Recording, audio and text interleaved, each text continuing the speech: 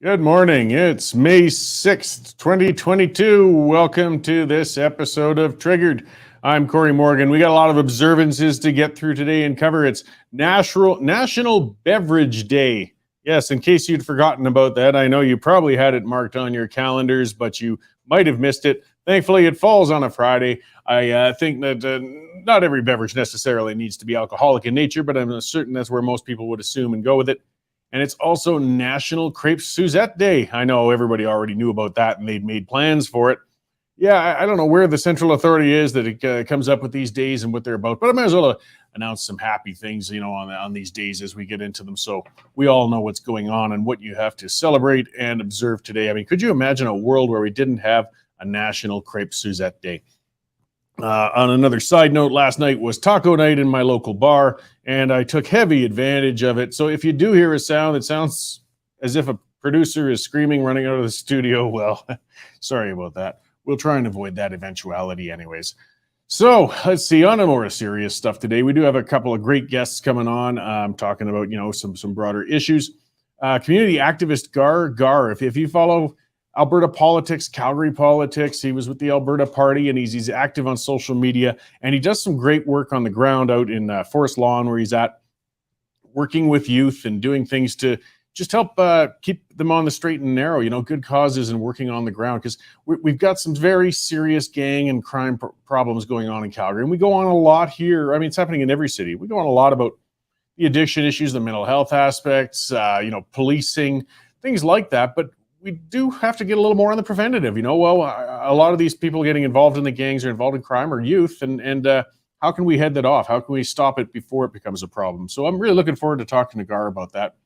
And then from the Canadian Shooting Sports Association, the head of them, Tony Bernardo, is going to come on a little later, and we'll talk about firearm legislation, of course, and that's always a issue of popularity around here with myself and a lot of our viewers. So I'm going to start off, though. Last night, Dave and I were here for quite some time in the afternoon and in the evening. You can find it, by the way, on our YouTube and Rumble channels. It's archived out there. I strongly recommend Rumble if you're going to look at it. But we did broadcast the entire Conservative Party of Canada leadership debate out of Ottawa last night, and it was a lively one. So I'm going to give my review here, kind of.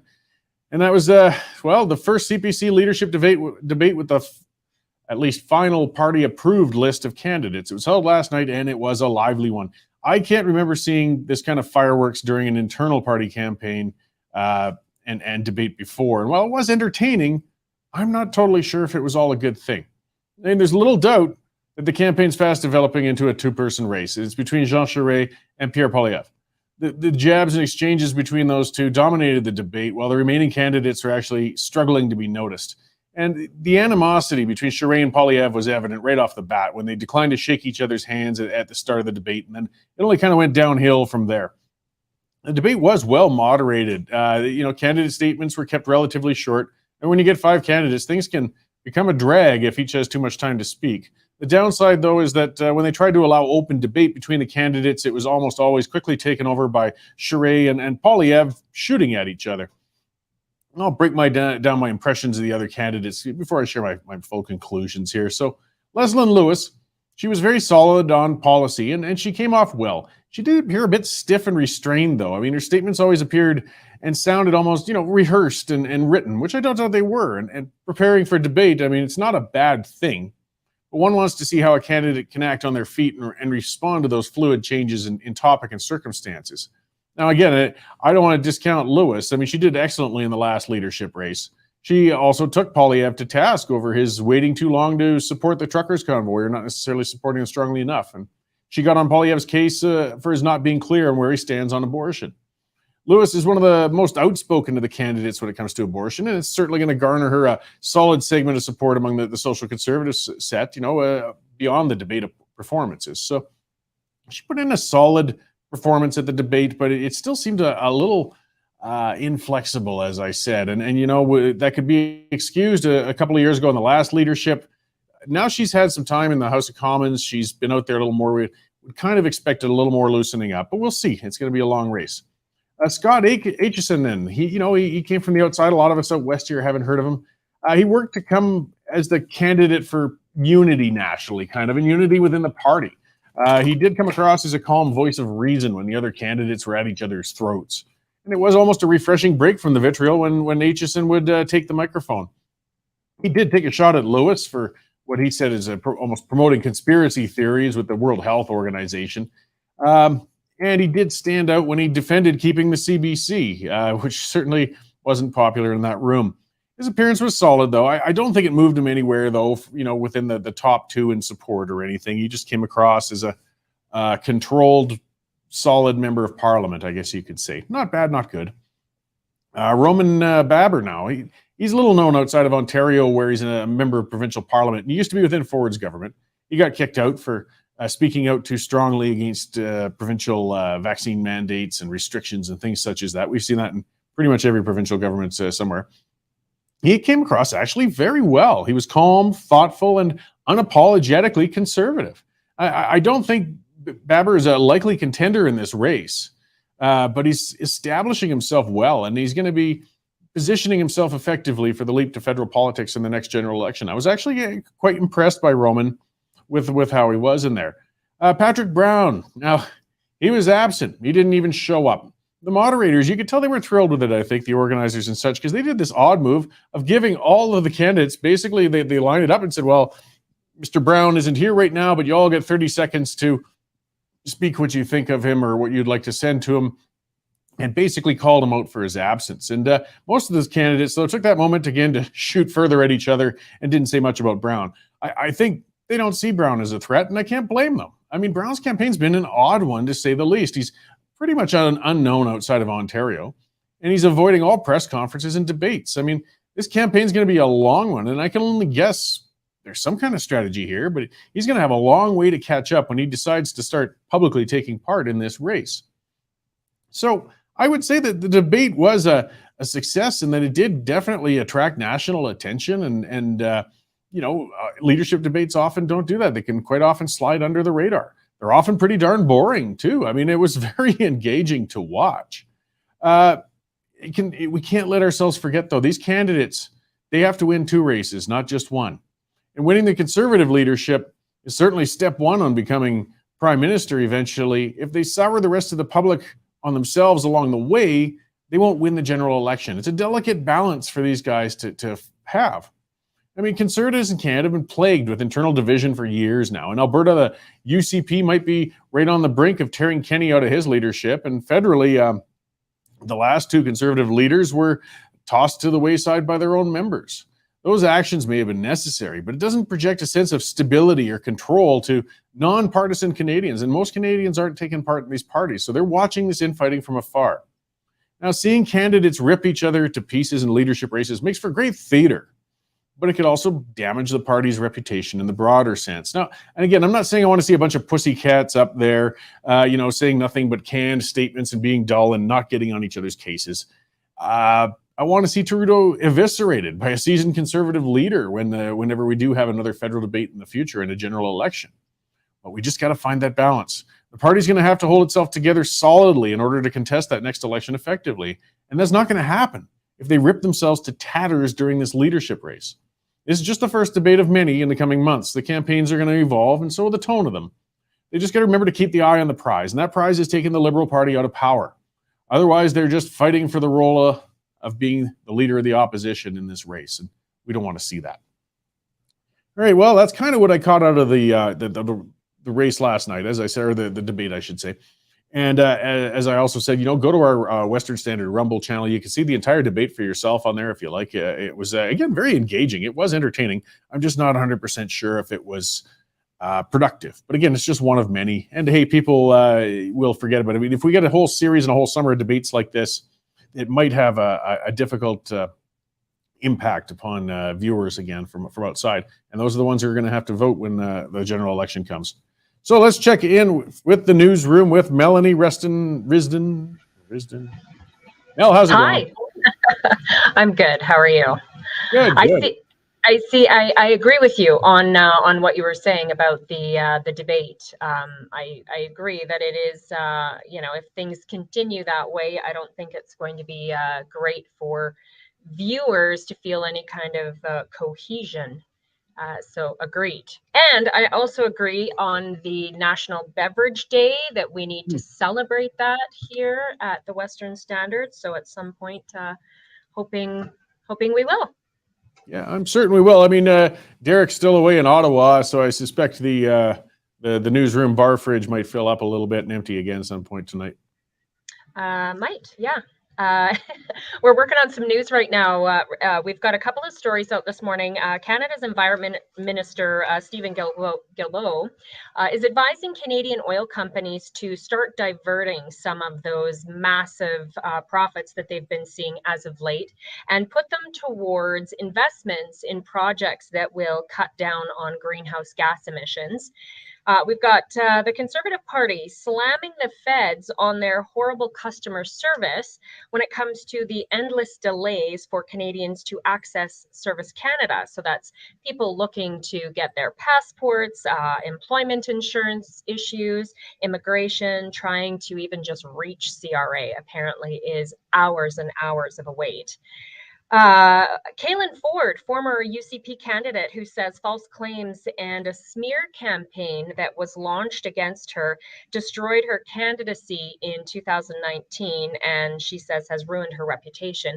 She has come out with legal action against the CBC, Toronto Star, the NDP, and she has started a GoFundMe page. She's hoping people will support her legal battle to fight the cancel culture and hopes that she can work to prevent others from having, smear campaigns and whatnot against them.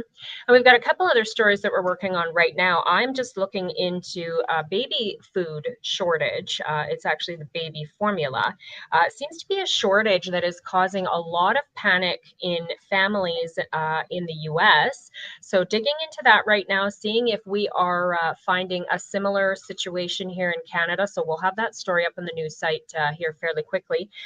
We've got more coverage of food processing plant fires that have happened in the last week. Now, there are a lot of fact checker sites and mainstream media sites that are debunking the theory that these fires are happening nefariously. So we have another story coming out that will also highlight the two newest fires. And Amanda's working on a story how bird flu has been detected in BC. And the BC branch of the SPCA is asking people with bird feeders to take them in, take them down, people with the bird baths to empty them because those are two of the sort of super spreader areas for this bird flu. So that's some of the stuff we've got going on right now. Great. Well, lots on the cooker and a big weekend coming up. The new site we have up and running for some people, I should remind them all, it's looking a little different this last couple of days. There might have been some login hiccups. I know James has been running like crazy, helping counsel people to show what's changed and what's up, but it's all coming out for the better. So yeah, I think so. And we've had a few comments from viewers and readers who are saying they're not able to sort of find certain things, but you just have to have a look. We have more navigation now, so you can specifically read BC news, you can specifically read Alberta news, Ontario out east. So there is a little bit more to the navigation, but yeah, just get on the website, check it out. We feel like it's going to be really great to bring more news that people are interested in their area, will be more easily accessible. So yeah, I think people just need to go in and surf around a bit. Great. Well, we'll see how it develops, and eventually we'll get back to a nice fluid posting, as we've already been getting there. So thanks for the check-in, Melanie. I'll let you get back at her, and we'll talk to you later. Okay, thanks, Cory.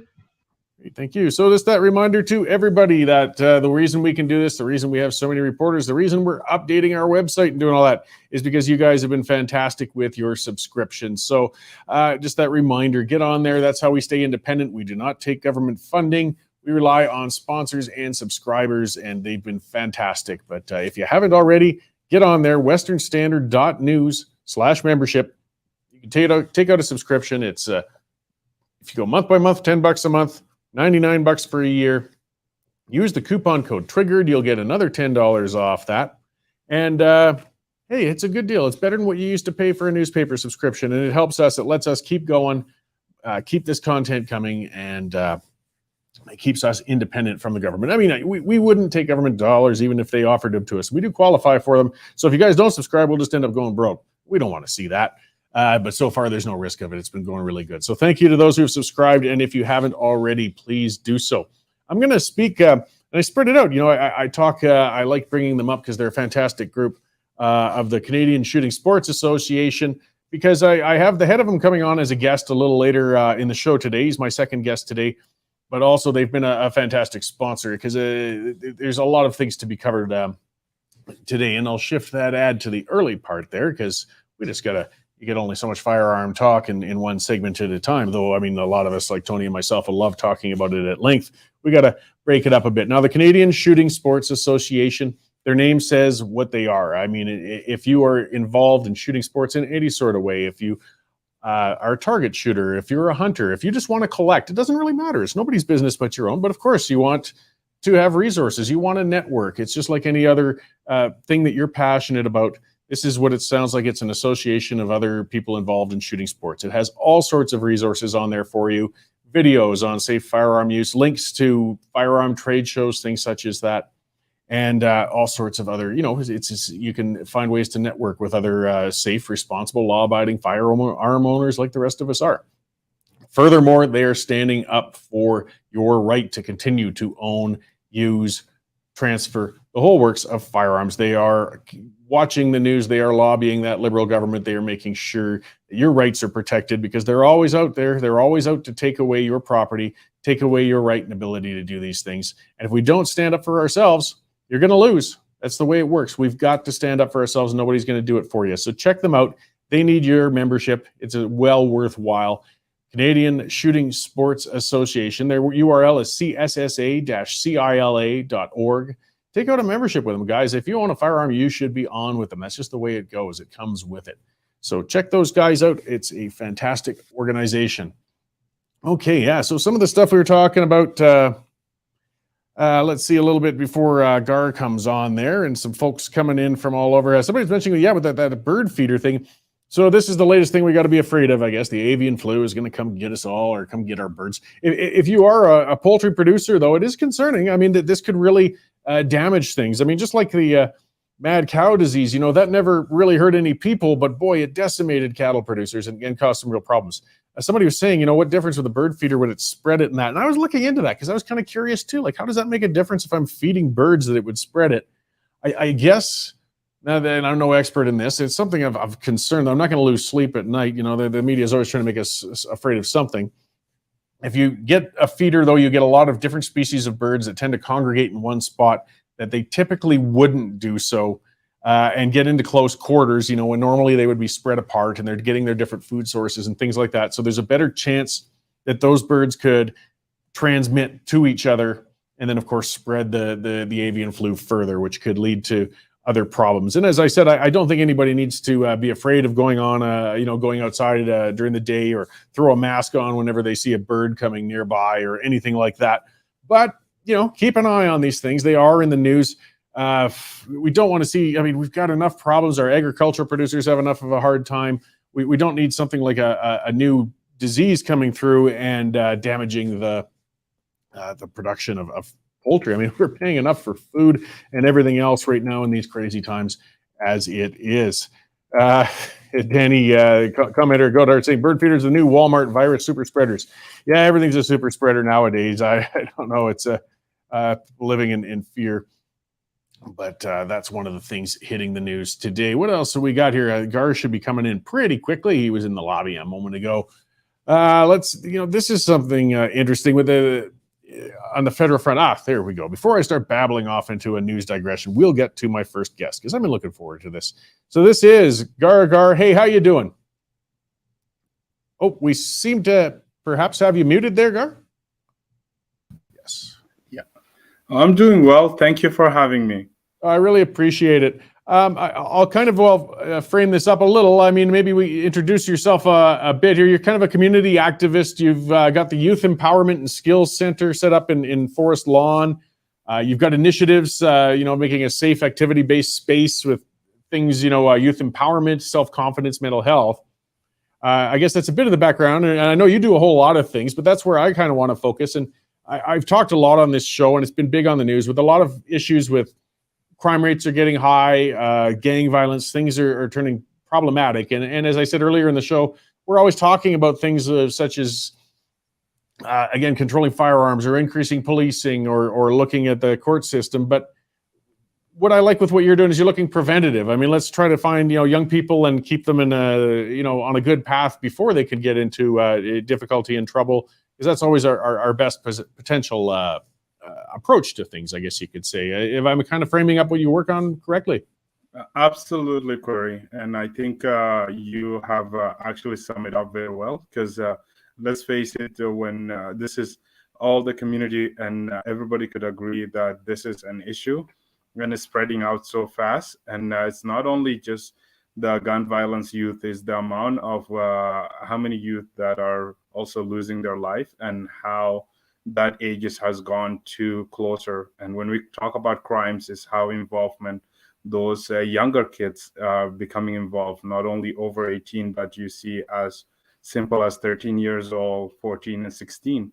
So that becomes all one of the worst aspects of it. And if we don't maintain it at that level, it start going out of hands. And as what I said, sometimes it started with the one shell case, and soon it just becomes a sea of gunfires. And through that, it becomes late. While you're trying to maintain it, it becomes a public health, but also a threat to our community. Whether that simple belief in every family that wanted to see their kids just walking on the street, but feeling that there's something could happen. I believe a lot of people choose an opportunity where to live in a community that is safe for their kids, and that have hope that their kids can just cross the street without fearing any issues, or coming in mind that even if the tire just explode, then the first thing to come in mind to think that's a gun. When you reach that level, it becomes too hard to maintain. So I usually look into a proactive, preventative, and also seeing the grassroots and what are the things that the youth can do, or what can we do as a community to collaborate and have those partnerships that builds on the youth and becoming who they are in the future. Yeah, and I mean, kids, we remember perhaps from our youth and so on, we got a lot of energy, we're experimenting things, we're sometimes getting into trouble. A lot of it is just if you're left on your own, sometimes you can go the wrong way. I noticed one of our commenters said his school, when he grew up, used to be open for a couple hours in the evenings for kids to have a place to come in and play gym sports and board games. So you're providing just safe and healthy activities, I guess, for youth to gather and spend time together. That's what I get. Absolutely. And I take it from where I started. When I came to Canada, I just had that window of opportunities, but also I came at 17, and also within 5 months I turned 18. And it looks like I was just given these freedoms that I didn't know of, whether getting getting an ID, finally getting opportunity to go to clubs, riding, getting your first driver license. But we come from a certain areas that you don't understand the laws. You're trying to maintain and get those new life, but then also learning how to speak English. But one of the things that struck me the most, it was the only place that we used to hang out back then. It was Marlborough Station, because there weren't any youth spaces in the community that you can go in.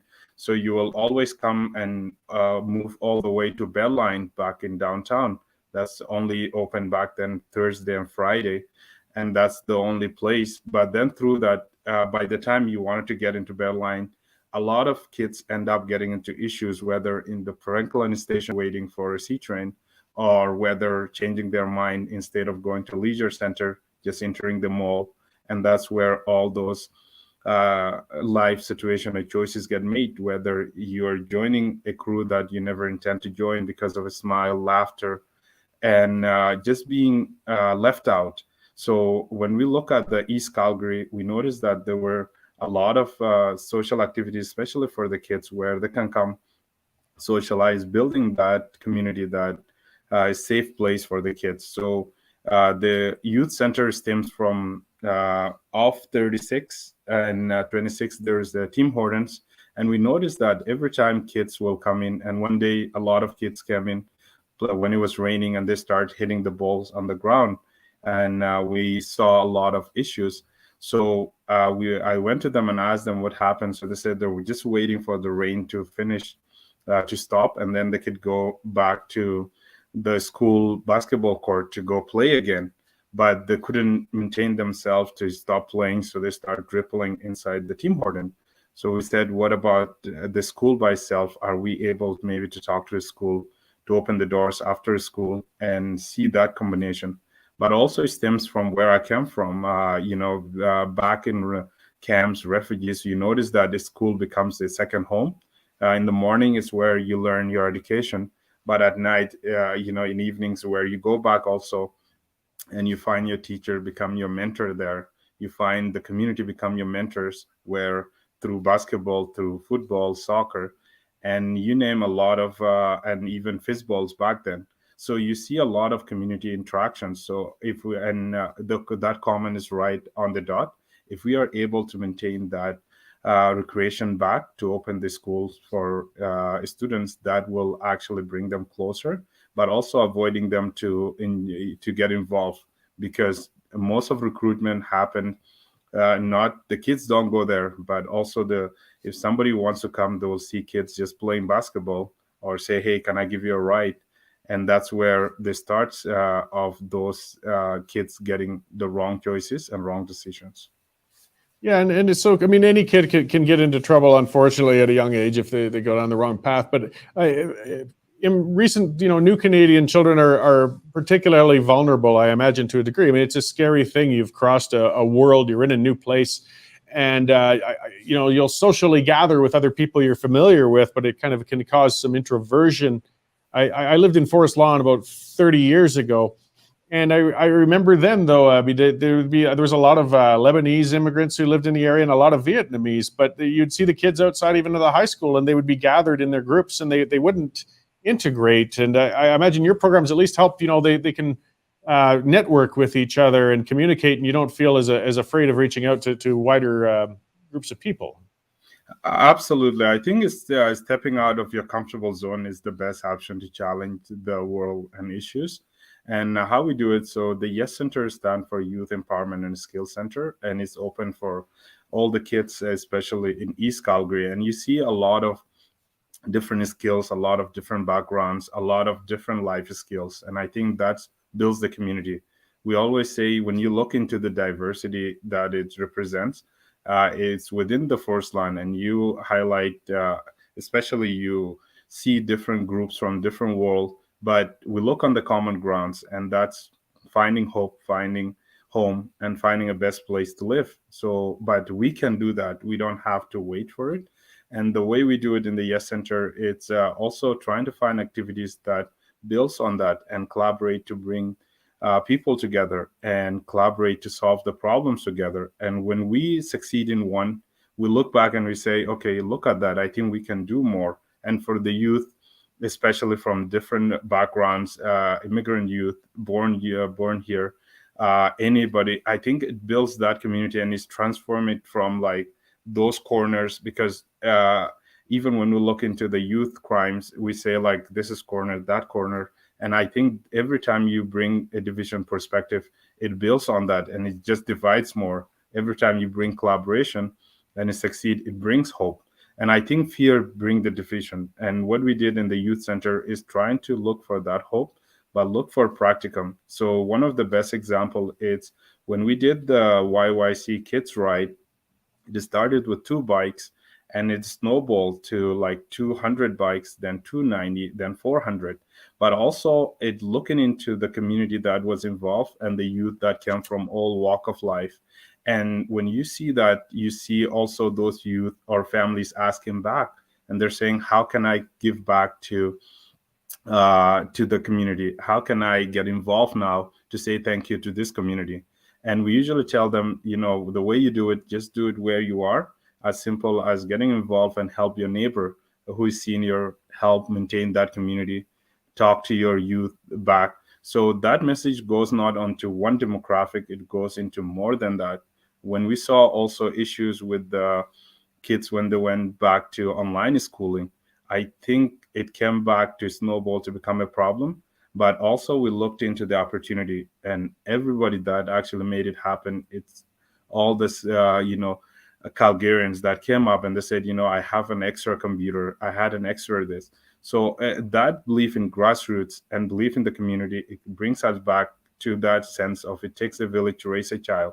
We don't know whose child it is, but let's agree all it's our children, and that's what the Calgarians did, and that's what actually took those kids from different backgrounds. When they look at each other, they will maintain that coming out of the pandemic, and now they have the obligation to come back to say, you know what, I how can I say thank you?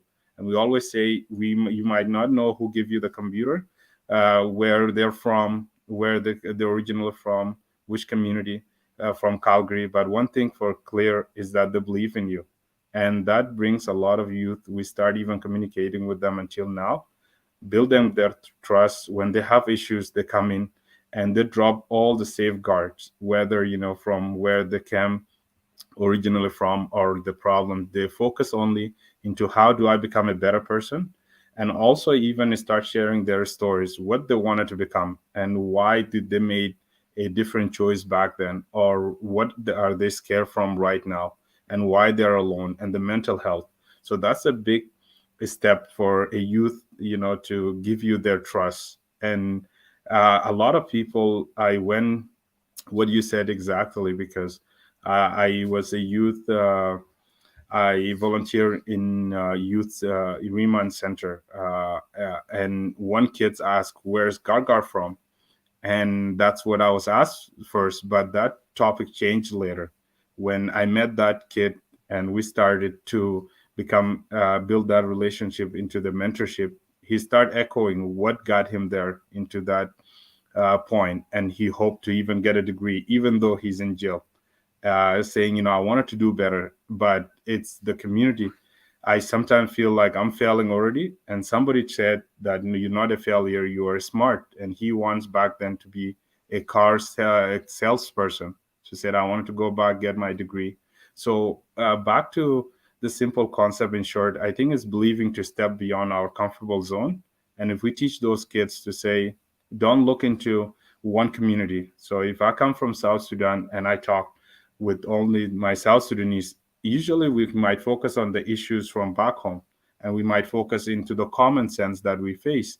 But if you step beyond that comfortable zone and you meet other youth, you might talk about what's the common ground toward the schools, what your vision for tomorrow, and what you are looking into. And all you need between is a mentor and a community that believe in both of you. Yeah, and it's just so important, and we see that everywhere. Just like actually, another municipal politician, Jeremy Farkas, is raising money for big brothers and sisters. That mentorship, getting youth and making sure they've got somebody to talk to, they got safe places to go to, they got people they can speak with. Because, as you say, building that self-confidence. None of us have that when we're in our youth. We don't know what's going on. The hormones are overwhelming us. We're growing strangely. And, that is when we're terribly vulnerable, though, on perhaps taking the wrong path. So is if we could guide people together, build that confidence, it could move towards something productive. I just really like that approach, dealing with a problem before it becomes one rather than afterwards. Absolutely. So you have a bike program you had on the go there? I'm just looking at something that came up recently. Did you want to expand on that? Oh, yeah. So during COVID, we started something called YYC Kids Ride. And it stems basically from a family activity. So during COVID, we also used to have a pizza. We start cooking every Friday pizza, and we deliver it to our neighborhood. And all of a sudden, we noticed kids playing with one bike, 5 kids joining, playing with one bike. And when we went to talk to the parents, they said, we are paying bills. We're trying to even ask for help. But we are thankful that our neighbor is letting our kids play with their kids. So we came back and we did a post, and it snowballed again into just a generous Calgarian saying that I have a bike, please come take it and give it to this family. And the first one happened in July 1st in Canada Day, where we had around 190 bikes, all donated by Calgarians, fixed by volunteers, and given away to our risk kids all over Calgary that applied. and basically their kids, their families weren't able to afford bikes. And I think the best symbolic about it, it's also just looking back, and we thought it was one time, but we thought if we wanted to do it, maybe just doing it in Canada Day, bring that memories into those kids' life. When every Canada Day comes, not only celebrating being Canadian, but also looking back and reminding themselves that community is what made them come through this COVID. So it just worked out that time. And sooner or later, we discovered another also donation coming in, but also more families asking. So we did the second one on August, and then it becomes a yearly initiatives then. So every year we start giving away around 290 to 300 bikes. This year we have around 245 kids to 255 kids on our waiting list. And we are right now taking donated bikes at Forest Land Community Hall. So every Saturday, Sunday, a donor can drop off bikes. And we also have 4 volunteers, mechanics that work and tune up the bikes and make sure that we count down. We hope that there is no kid will be left behind from the list, and that we will get enough donated bikes that we can do. The last year, one of the best collaboration also is we came across one of the family friends to start helping us. We saw also a collaboration. Calgary Police came and introduced the Bike Index program. Some officers even came and tune up some bikes. And also during that time, I think it's when the third giveaway came in, we started to see also kids not only getting a bike, but getting it registered under their name through the Bike Index program. And it becomes a collaboration. And every time we start building more and more. Also, we saw Calgary Police Youth Foundation. They came and sponsored a helmet, because we noticed the kids, especially 4 years old until 5, not knowing how to ride bikes. So that was a big collaboration. We saw Rotary House. I think Calgary Rotary House donated 5,000 toward helmets on the last one. But the simple concept of it, it's also just having such one bike and feeling the freedom of riding one. It stems also personally, because my first bike that I had was from my neighbor. 2 days to Canada, this tall guy walking with the suit. And the second day, my neighbor just called me and said, "Hey, can you come look at this?" And it was a smaller bike. I can't even sit on it, but I was riding it. But for me, it was more like a Lamborghini, because that was my first time, owning a bike. And I would ride it all the way, as you can remember, from Forest Land to Aaronwood to Dover. And that's the one that I ride to go play soccer. So that means a lot for me. And I think that's where we see that when the first kids walk in and see this, wonderland of bikes, and they get that chance to choose their own bike. I think that builds the community that we wanted to see. And I just want to say thank you to all the Calgarians that took the time and actually believe in this program and donated their bikes. And we are taking the actual giveaway date for this year will be June the 4th, and it will take place on Forest Land Community Hall. And also we are getting the bikes there. Great. Well, that's I really appreciate the work you're doing, Gar Gar, and for joining us today to talk about it. Just before we close off, then I see we've got the URL down there, www.yescenters.com.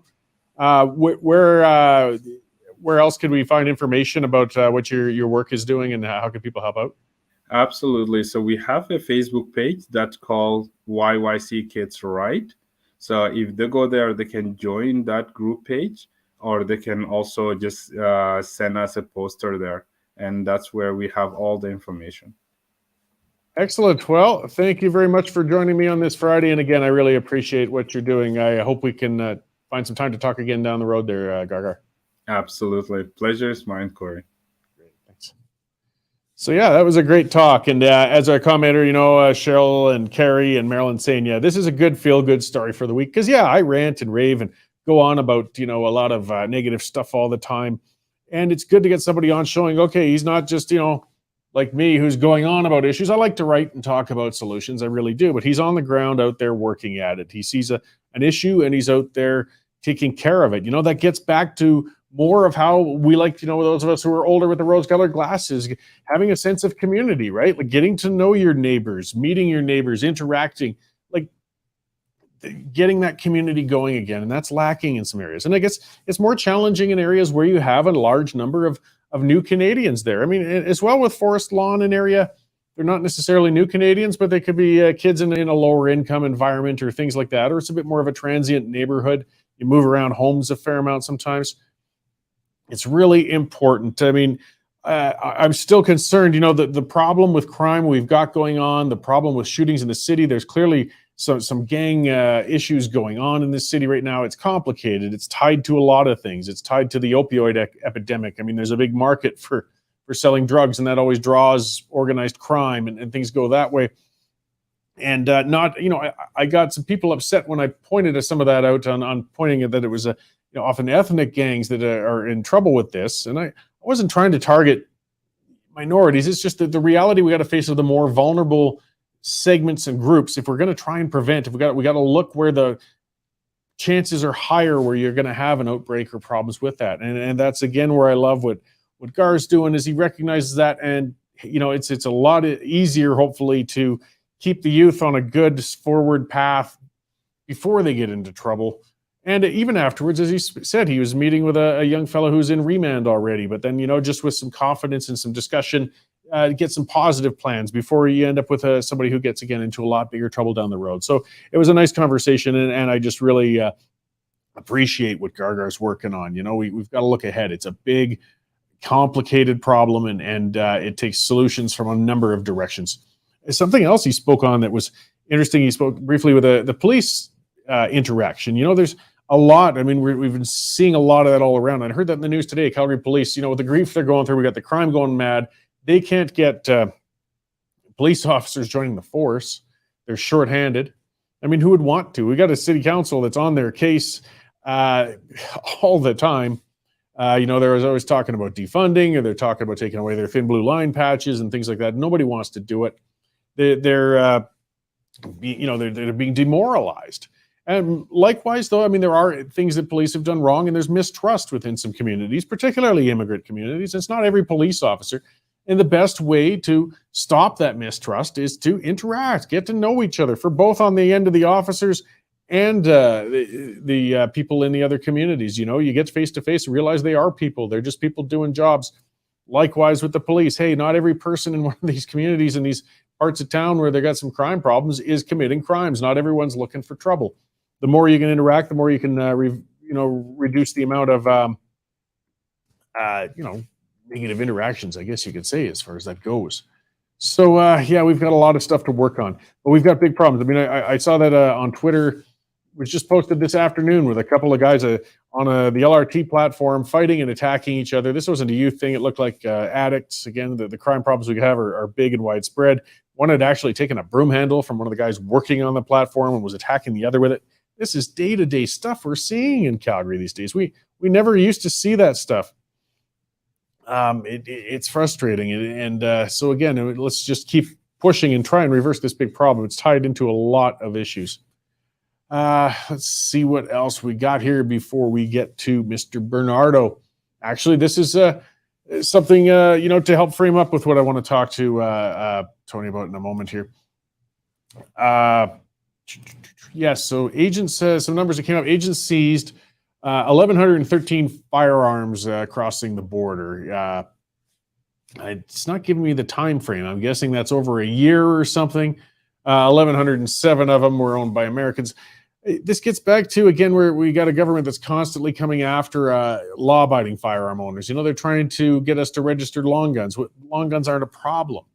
And they're cracking down on people who own handguns, who have followed all the rules, people who registered, people who do all the things right. It doesn't matter. They're looking at handgun bans. They're talking about banning handgun ownership across the entire country. But when you look at this, it's not going to do a thing for the criminal element. The crooks aren't going to Cabela's to buy a handgun or to a firearm range or dealer. They're getting it smuggled across the border, or they're getting stolen firearms. This is where we have to look. I don't know how much evidence we have to see of it.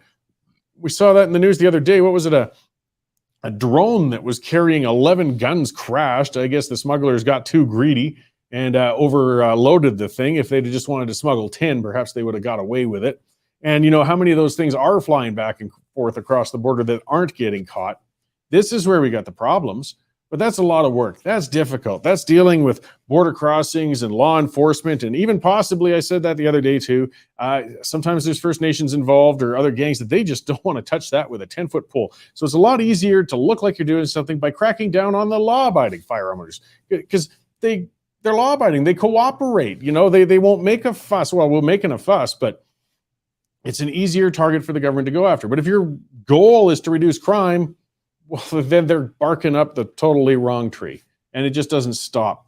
It shows cabinets on inquiry cited RCMP figures. It said that they'd seized 428 handguns last year that were identified as smuggled. So, again, what difference would that 428 handguns, you know, what difference would it make cracking down on the people who have been legally acquiring theirs and using them correctly, as the vast majority of Canadians are? But no. This is where they're talking about national handgun bans. Would that have stopped those 428? No, in fact, it probably would have doubled them, because when you take it and illegalize it, guess what happens? The demand only goes up, and the demand will go up from people who are irresponsible, from the criminal element. I mean, how many times have we got to go over this? But we do have to keep going over it, and that's part of why this issue is ongoing, and we keep pushing back. As I was talking with CSSA and other groups, you got to keep standing up for yourselves, because this government does not have our best interests in mind. And they're constantly attacking our rights. I see Tony in the lobby there. Maybe I'll pop him in a couple minutes early if he's ready to roll. He's nodding. There we go. Hey, Tony, how's it going there? Hey, Cory, how are you? Good, good. I was just going through my news scroll. I cover a lot of things, and then I saw that, you know, we have a firearm one to help frame things up before I bring you in, you know, just to get my blood pumping up a little bit. But maybe we'll just kind of introduce you. You're Tony Bernardo, and you're the head of the Canadian Shooting Sports Association. Maybe you can, describe your role and what your organization does. I know when I do the ads, I cover some stuff every time, but I'm certain there's more that could be covered there too. Oh, for sure. We are the largest firearms group in Canada. We've been around 62 years. I'm the executive director, and I've been doing my job for about 25 years. We've got some huge and notable successes of being behind the cessation of the long gun registry and the elimination of certain authorizations to transport by making them electronic. All kinds of other things. I always tell people that lobbying is a prophylactic exercise, and you measure your success by the things that don't happen. And so far, we've been able to make an awful lot of things not happen over the years past. We also do training courses, sports organization stuff, many things, insurance for all types of firearms owners. And we're out there fighting every day, long hours every week for the benefit of the gun owners of Canada. Great. And, you and I are both gray enough at the muzzle to remember the registry from the 90s and efforts like that. That sort of backed off, but we know it's not gone. But they kind of moved their focus from the long guns they used to have. The recategorization, we could talk about that shortly, but they really got their eyes on the handguns right now. And there's that C-21 that is looking to allow municipalities to ban handguns. And I mean, I just see a legislative nightmare going on here if they try to do that. Oh, for sure. I mean, one of the only decent things about the Canadian firearms control system is it's universal coast to coast. As soon as you start making it a patchwork quilt of laws, then nobody knows what in the hell's going on. And you're going to have the worst mess you've ever seen in your life. And even the anti-gun groups agree with us on this. This is not the way to do anything. You know, if the government doesn't have the ability to sell this gun ban to all the provinces, then they don't have the ability to do it. And taking one province or one municipality and making it gun-free, that is just absolute wishful thinking, virtue signaling. That's it. Yeah, well, and again, I mean, if we're going to look at results-based actions, it's not going to impact crime. I mean, that's what they're claiming is going to happen. Perhaps statistically, how many registered legal handguns typically have been found to be used in crimes. Do we have those kind of numbers, or? No, because they're so insignificant that they're hardly worth collecting. I don't know if you remember back, must be at least 10 years ago now, there was a shooting in Toronto by a lawful handgun owner who decided to suddenly become unlawful. And it was such a major event. It was front page of the news for a week because it was so rare. It was the man bites dog story. It just almost never happens. I Yeah. mean, really, what we're dealing with now is with this Trudeau government. Every single year since they've been elected, 7 consecutive years, the gang crime rate has gone up. The murders and shootings by gangs have gone up. The average person out there is not scared of a legal firearms owner. They're scared of a crime gang. They're scared of the drug dealers, and for good reason. And yet, you see the Trudeau government now, they've lowered the penalties on a bunch of gun crimes that should have people doing hard time. Yeah, that was something that was bizarre. I read that recently. They're looking to lower penalties on some of them, like a commission of rape with a firearm and Yeah. holding hostages. Like, what the heck? You guys are lowering the sentences on these most horrific of dangerous crimes, and again, you're chasing down the law-abiding owners. I never will understand that mental disconnect that these progressives have. Yeah, I don't get it either. I mean, other than to say categorically, when they tell you they're doing this for your safety, they're lying. That's not why they're doing it. They go and they reduce the things that will keep you safe at the same time as they're stepping up their attacks on lawful firearms owners. Let's call a spade here. The real purpose of this is to disarm the public of Canada completely. Okay, I'm not being alarmist. We've got a 30-year track record here of this kind of silliness. And did the crimes go down? No, they didn't go down. They went up. The only time through this whole period that the crimes have gone down is when the Harper government was there, and the Harper government was hard on criminals. So crimes went down. But for the rest of it, crimes just keep rising. And their gun control programs, despite billions of dollars, many billions of dollars being pumped into gun control programs, they don't work. And they don't work because they're directed at the wrong people. Yeah, and I mean, going back to, I mean, if they're concerned about crimes, I see is the irony in learning respect for firearms and using them right. Like way back when I went to school, I went to a boarding school in Vancouver Island for a while, but they actually had a firing range, and that was part of us as students, was learning how to safely handle and utilize a firearm and recognizing it as a safe tool to be handled if you do it correctly, and you build that in your youth. I was speaking with a prior guest, just talking about this is the ways you avoid crimes. This is the way you avoid misuse of items, is education and prior, rather than trying to ban it after the fact.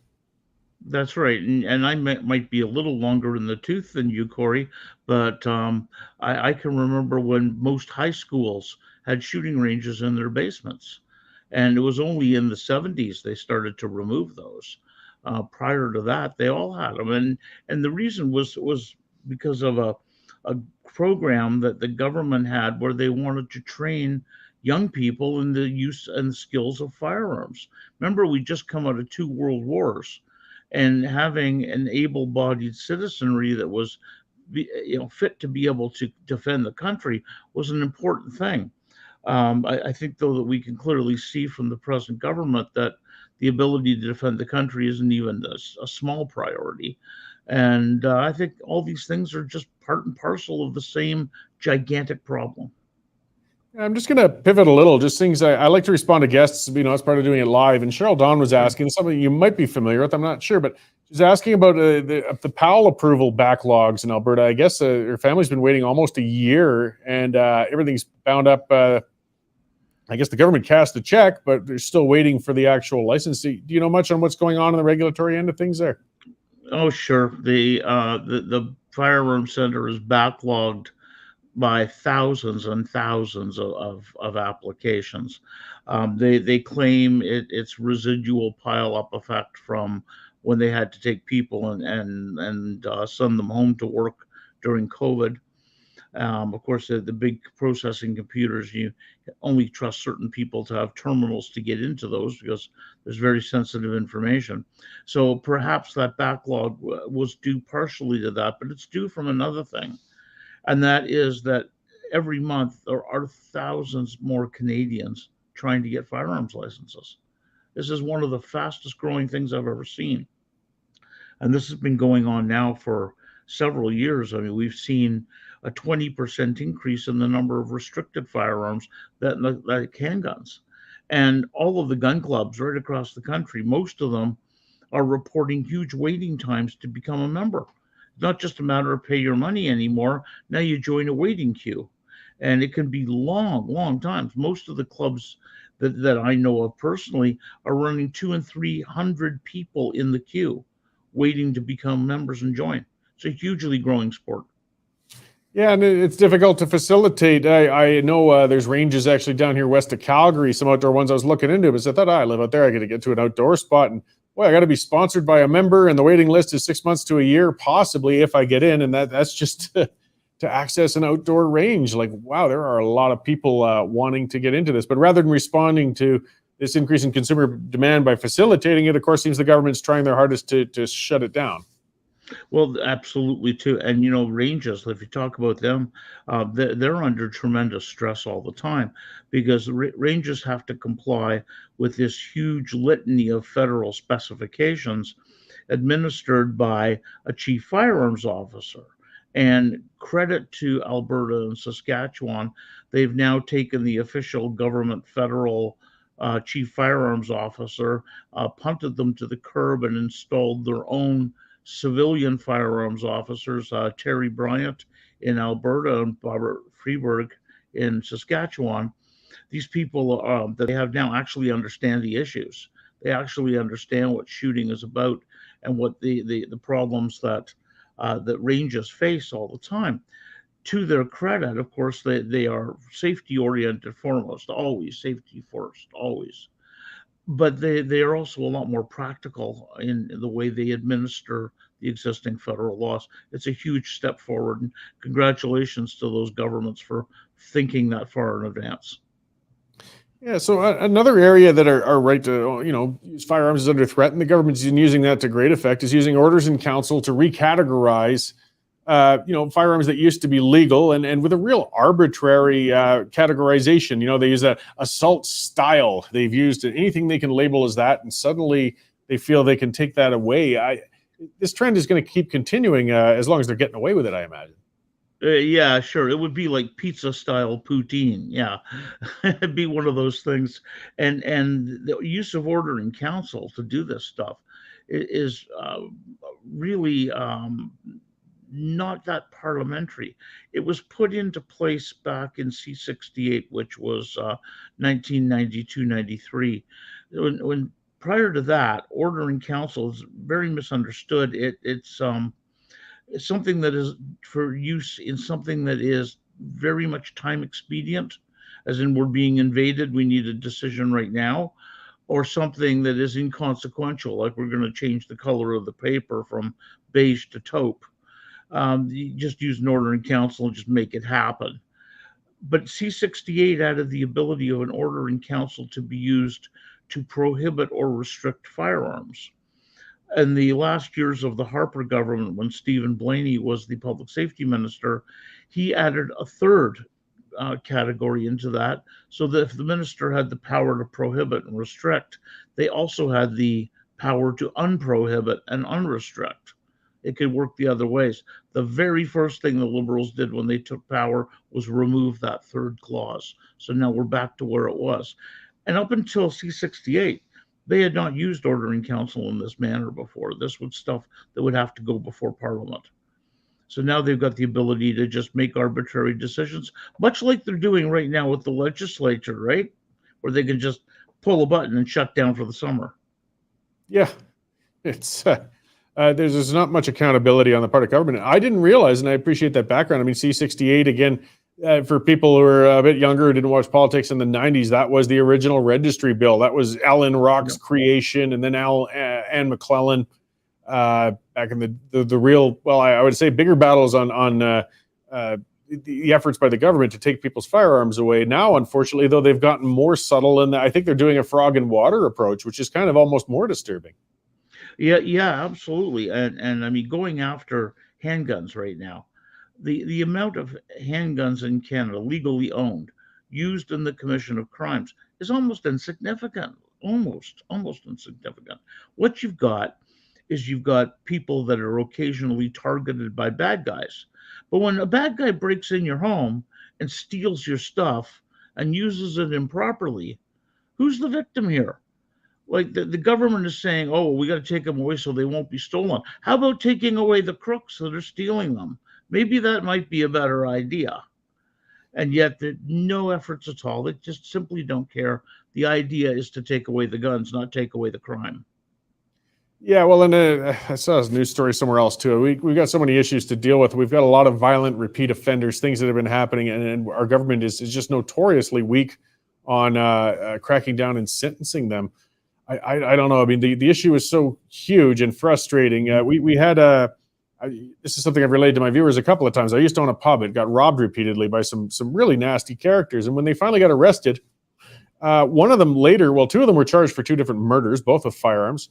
One of them had, you probably wouldn't have heard so much about this in Ontario, but everybody around Calgary heard about it. One of them shot his friend in the head while they were pissing around in a garage, wrapped him in a carpet and dumped him in a river. He pled it down to say it was accidental and got a 6-year sentence. He'll probably be out in a couple of years. This is what we're giving light sentences to, and yet the government's running around chasing duck hunters and people who like to legally target shoot in ranges. It's just so bizarre that they can't seem to prioritize these things. Yeah, we've been advocating very, very strongly too for an enhanced and enforced firearms prohibition system. Because right now, a bad guy gets caught with a gun, they take the bad guy and put him in front of a judge.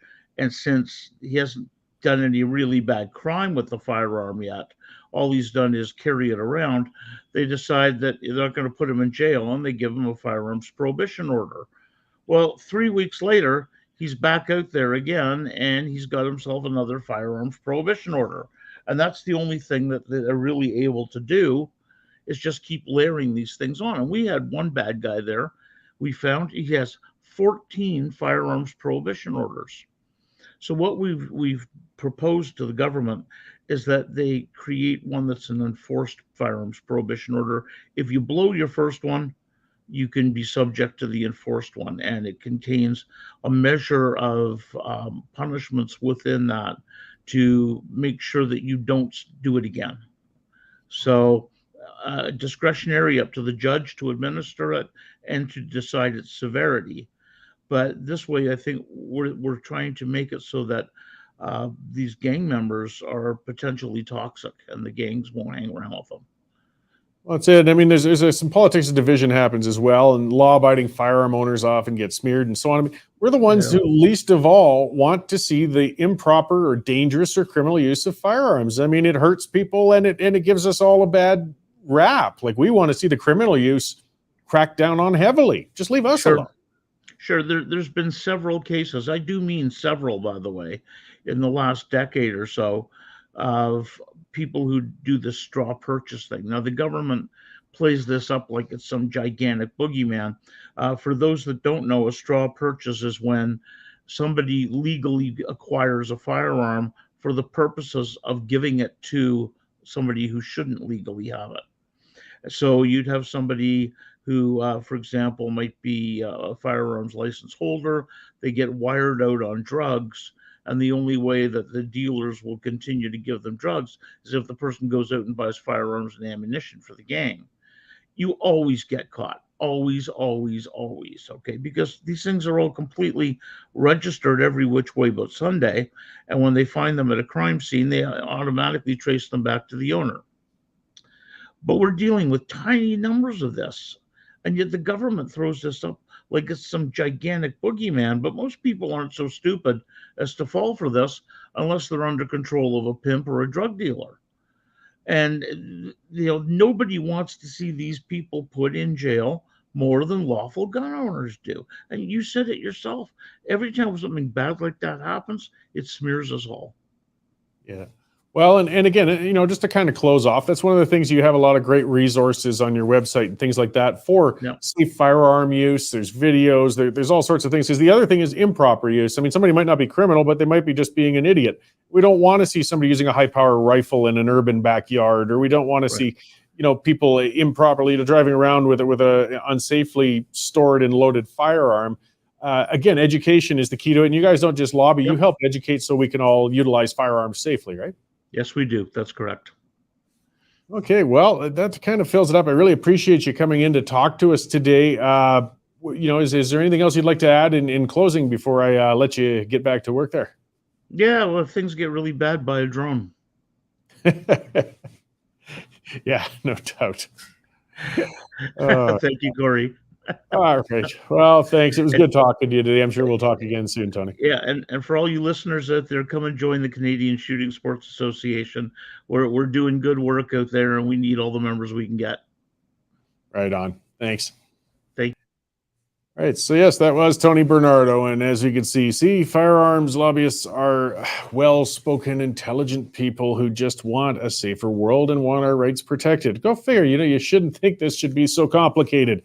But yeah, they really are a great resource there, guys. Check them out. And if you're even considering firearms, I mean, it's a resource. This is where you look into things and see if it's for you and what you might want to get into. Like, there's a lot of uses, things you don't think of. There's the black powder firearms, different types of target shooting, different types of sports. Again, safe, fun things to get involved in. Biathlon, that's a sport that's a really cool one. And out here in Alberta, we've got the range out in Canmore for that. It's based on what I think old Norwegian military, but you got to cross country ski and race and then stop and shoot a number of targets and then keep racing. I mean, when you're heavy breathing and trying to hit a target, it's an incredible skill for that to be done. And I'm sure I've never heard of a biathlete utilizing their firearm incorrectly or hurting anybody. It's just a fun, cool sport. And there's lots and lots of things out there for people.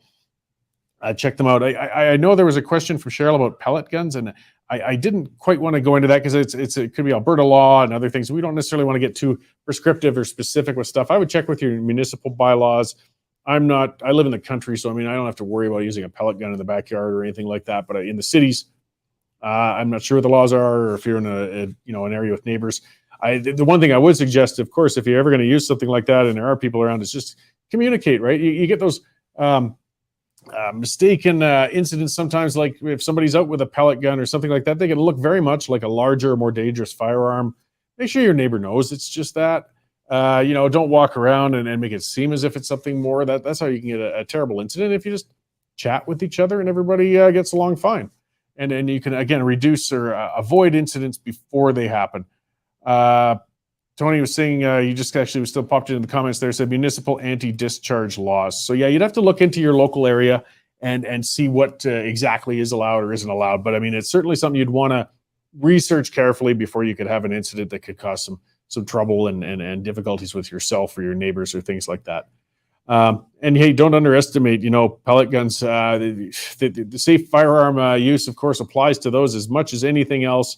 As much as they always make that joke about the BB gun in the old Christmas movie about putting an eye out with it, you certainly can. You can do a lot of harm to people if you're improperly using one. I mean, they're great for showing young people how to properly start looking at firearms, making sure it's not loaded, making sure you never point it anywhere inappropriately. I got taught by the method of my father backhanding me when I pointed a shotgun the wrong way once, and I remembered that lesson for a long time. But I know there's better educational methods than what he did, but it was effective. I got to speak to one more of our sponsors. I haven't touched on them yet today, and I should, and that is Bitcoin Well. They are a good Alberta company. Speaking of good companies, good sponsors, they're publicly traded. They are trustworthy. That's the big thing that comes down to it when you're talking about digital currencies, when you're talking about putting your money on the line, getting into something, investing something. There's so many ripoffs out there. Unfortunately, it just seems there's as many people out there trying to steal your money as there are people trying to help you out. Bitcoin Well is, as I said, a publicly traded, legitimate Western Canadian company. They offer hands-on, one-on-one white glove service. If you're looking to invest in Bitcoin, set an appointment. It's free. You can sit down with a person face-to-face and discuss how it might work for you, how to set up your wallet or ledger, and ways that you can make Bitcoin practical for yourself. As you see there's ATMs all across the country where you can deposit You can pay your bills, your utility bills online with it. You can set up saving plans with it, all sorts of things with Bitcoin. And these guys are really an educational service. As you can see, they got that learn button, and they have what they call Bitcoin Academy. They've partnered with University of Athabasca, where they'll educate you on how it works. Digital currencies, they're new, they're different, and they can walk you through it. So you know if it is for you. I mean, again, you might look, it might not be your thing, but if it is, this is the safe way to get involved with it. You always have control of your money. It's non-custodial, which means you always have your money in hand, which keeps you safe. You got to watch some of the other services, unfortunately. Sometimes they're getting a hold of your money, and it's not going to end well for you. So bitcoinwell.com, they're a great Alberta company, Canadian company. Check them out, guys. They're a great sponsor as well. All right, let's look at a little more news stuff as we close out the week here. This is federal managers, some numbers that came up, dismissed 72% of applications for medical and religious exemptions for mandatory vaccination.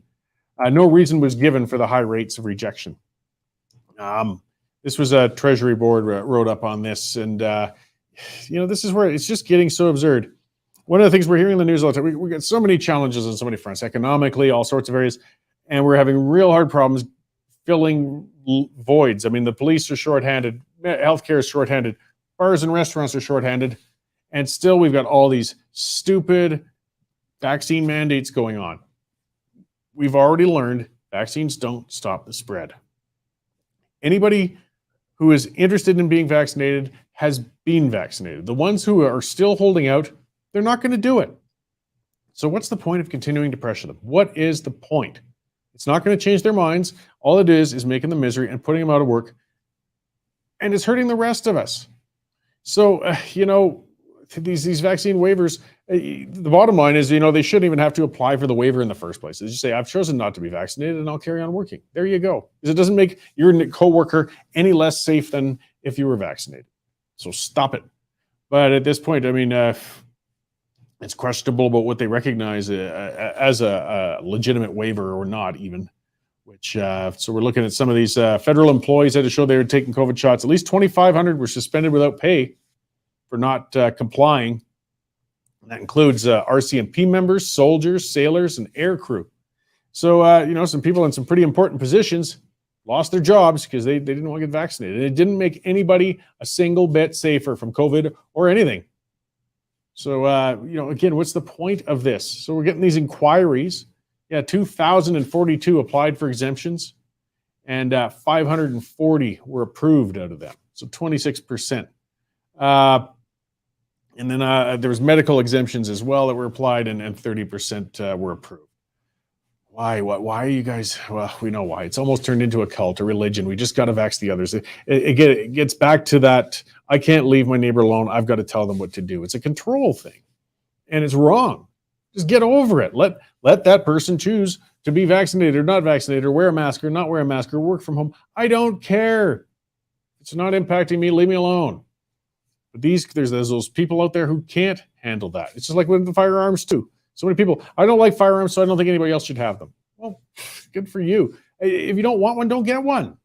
That's pretty easy. It should be pretty easy, but they don't stop there. It's the same people. It's the same ones who are always calling for more controls, telling us what we can and can't do, what we can and can't have. It's not making any of us better off. It's just making them feel better that they're trying to control the actions of others that really are none of their bloody business. So what else have we got on the goodness out here of the news scroll?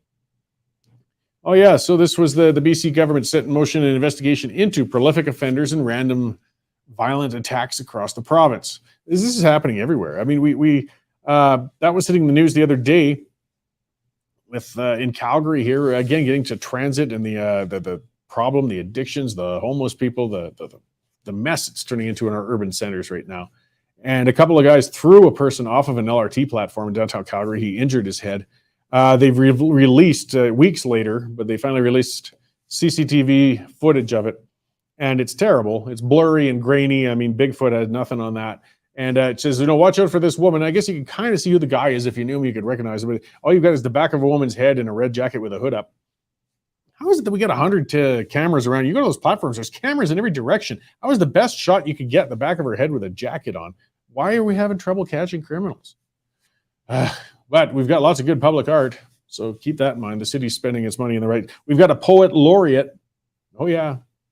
But we can't seem to catch violent criminals on our LRT platforms. Either way, in BC, they're having the same sorts of problems. It looks like they're actually going to look into things. It's a start. They got a lot to do, but they're going to look into things. And this is where it's saying they're looking into the repeat offenses and how they're increasing, and areas are having a problem, particularly downtown and with violent crimes. And this gets back to targeting things. You know, I'm big on when it comes to violent crimes and dangerous crimes. Personally, I like the old 3 strikes law thing. I'm not big on minimum sentencing, but, you know, I believe people should be given a second chance, maybe even a third one, depending on what the issue is. Try to reform people. That's always our best outcome. If they're getting in trouble, if they've been stealing and so on, but it depends on the crime. I mean, if it's horrifically violent, then we lock them away for life. But try to catch them on the way up and reform them. But if they're continuing to do violent crimes over and over and over again, you got to accept it for the sake of the public and lock these guys up. Quit letting them out. This catch and release isn't working. It's putting people at risk. And as I was saying with those guys who robbed me, I've told that story a few times, and you can look it up. The one murderer is a guy named Ian Abercrombie who shot his friend Shane Smith. And the other one, what was his name? Mackelberg. And he shot a guy who'd been coming on to his girlfriend in the head. And those idiots, had robbed us a couple of times. And they were on a crime spree throughout Alberta, just south of Calgary, hitting rural spots and bars like mine and bars in Bragg Creek and areas. Either way, of course, when they were arrested, they had records as long as your arm, a huge history of crimes, particularly that Abercrombie, who accidentally shot his friend in the head, accidentally rolled him in a carpet, and accidentally threw him in a river. He also had a restricted firearm. So it shows, again, by all measures of the law, he shouldn't even have had that. It didn't stop him. He's a chronic. He's a loser. He's a murderous loser. And he's going to be out in a couple of years. Do you think he's going to be reformed? Do you think he's not going to hurt anybody? Yeah, we got a problem. All right. What else do we got? Yes, we got more supply chain issues coming, things to put our prices up, things to make it hard to find things on the shelves because China's lockdowns are really screwing things up at the ports. And in Shanghai, it's got the world's biggest container port. Well, in Shanghai, of course, they've been locking up their citizens and residents. It's been horrific with what's going on over there. The COVID zero cult has won. They are trying to see if we can somehow contain a virus, if we could just step on citizens' rights enough, bolt them into their homes, lock them in there, and somehow stop a virus. It's not working, but it's causing a mess across the entire planet. That's that basic dictatorship that Justin Trudeau does admire, so as he put it in his own words. So we got more problems to look forward to there. Here's another story coming up. Lots of polls coming out lately. 1 in 3 Canadians are willing to change jobs in order to keep working from home. Now, this ties into a lot of things. So, I mean, the world has changed. I'm not going to use that stupid new normal term. I hate that. If you want to get a throat punch out of me, use that one around me. Nothing's normal anymore, but things have changed. And a lot of people over the last couple of years and a lot of companies have learned that, hey, we don't necessarily need everybody gathered in one spot anymore. We can function with people working from home. And some people found it with themselves as well. You know what? I prefer working at home. And now 1 in 3 are saying, you know what? In fact, I'll actually change jobs if that's what it takes to do it. So this isn't that terribly surprising. I mean, it's not for everybody. Some people I've talked to, others say, no, I missed going back to the office. Like working from home isn't for me. Different things for different people. Oh, the demographic shift and things we've got going on right now. Again, Calgary's downtown. Like I said, it's no wonder they're shooting The Last of Us down here because they don't have to decorate a lot to show a post-apocalyptic, zombie-laden, dystopian world. They just got to get some good camera angles. They've already got the garbage, the broken down cars, and the junkies all over the place to point at. Part of that is it's been the depopulation of downtown, though. I mean, commercially, we got over 30% of our downtown office space is empty. And the city council is completely incompetent, but that's nothing new around here. But they are mystified as to why transit's down 54%. Well, there's a couple of reasons. For one, it sucks. It's dangerous. It's filthy. And as I was pointing out, people are getting assaulted on it all the time. We've got some very serious problems there. And no amount of public art is going to make me want to come down in that. As well, people aren't going to ride their bikes down here. Plus, people aren't working down here. They just aren't. So what's our city council do? Let's spend a few $1 billion and put a green line deep into the suburbs so we can have more empty transit running back and forth. At least it does transfer the, if you look at the crime waves and the lines on all the LRT lines, everywhere within 6 blocks of an LRT station is a high crime zone. So it does help our criminals get around more and network a little better. Maybe we should start some city planning, urban planning, general planning to reflect what Canadians want. And they want to get out of the city cores. They want to get outside. Let's start looking realistically at what people want to do. That many people, they're willing to quit their job to work from home. And if they're going to work from home and spend all day at home, that means they probably aren't living in a little box of an apartment. They're probably in the suburbs with a yard and wanting some standard, a good standard of living. But we're still trying to mash everybody into urban living and stuff them all downtown. The city's spending millions and millions of dollars to convert empty office buildings into apartment buildings that nobody will want. But, well, we keep asking Canadians what we want, and government keeps doing other things. Maybe we should start changing our governments. That would be something the responsibility lies on us. And then it gets back to independence because, hey, we do want to change it here in Alberta, but Toronto, Montreal love the Liberals, so that's not going to change. And here we are. Problematic. I wonder if Derek will let me do this show from home. I won't hold my breath on that one. Let's see. And critics are seeing the federal support for Canadian firearmers. The term they're using is putting water on a grease fire. And this isn't just the prairies. Ontario farmers are shouldering record inflation-fueled price hikes for gas, fertilizer, and herbicides. And they say the government needs to act in order to keep afloat. Now, I don't think we need more subsidies. The government, as usual with most things, just needs to get out of the damn way. But they won't. The government made changes. The carbon taxes, they cost down the line. It's not as simple as just getting a rebate, and you're consuming fuels all over the place. And then it hits fertilizers. We got problems in Russia where a lot of the fertilizer came from. That's going through the roof. And we got our ding-dongs in Ottawa saying fertilizer is a climate change causing agent, and they want to reduce it even further by taxing it for farmers. So if you're wondering why things are expensive in the grocery store, guys, don't look at the farmer, look at the government. And they're just making it worse. They're just making it worse. And they're continuing to. So I don't know. Better learn how to garden, folks. Man, I'm terrible at it. I got to get better at it. But again, that's why I keep the firearms at least. As long as I got stuff to stave off the scurvy, I could always at least shoot something meat-wise that I could eat, I guess. All right, I think I've turned to your guys' ears enough for today. Let's see, tune in Monday. I got a really good one coming on. He's an EMS worker. His name's Brian Winter. And we've been hearing a lot in Alberta, and this is happening everywhere too. Our emergency services, our ambulances, gross, terrible wait times. Some of them are, he was talking to me on the phone the other day. They dispatched one from, I believe, from Banff to go to Strathmore or something like that. Like it's gone nuts. And the Emergency Services Union has been showing a lot of great maps showing some of the insane distances that ambulances have been pulled and moved because of this. The government's made a mess by centralizing all the services. So he's starting an initiative in Cochrane anyways, though, to try and mitigate harm from slow response times and, having things to deal with people having heart attacks in the spots, things like that. Plus lobbying to get the government to back off on their idiotic centralization of emergency services because it's failing. And I'm going to have Joseph Bourgault on, and he was one of the ones who was trying to run for the Conservative leadership. He got disqualified. They disallowed him. We haven't found out the full details as to why. He did raise the money, apparently. He says he raised well over $340,000, I believe it was. He only needed $300,000, but they still wouldn't let him run.